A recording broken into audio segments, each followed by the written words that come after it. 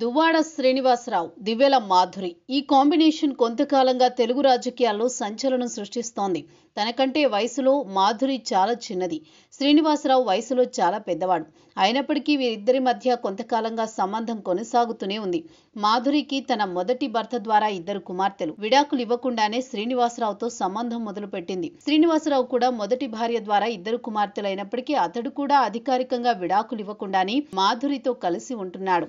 నేటి కాలంలో social media బలంగా ఉంది, మీడియా కూడా అంతే యాక్టివ్గా ఉంది. ఈ నేపథ్యంలో శ్రీనివాసరావు మాధురి విపరీతంగా ప్రచారం అందించడంతో మీడియా సోషల్ మీడియా పోటీ పడుతోంది. ఇద్దరితో ఇంటర్వ్యూలు నిర్వహించడం, రకరకాల కార్యకలాపాలకు శ్రీకారం చుట్టడం వంటివి జరిగిపోతున్నాయి. వీటి వల్ల మాధురికి శ్రీనివాసరావుకు విపరీతమైన ప్రచారం లభిస్తోంది.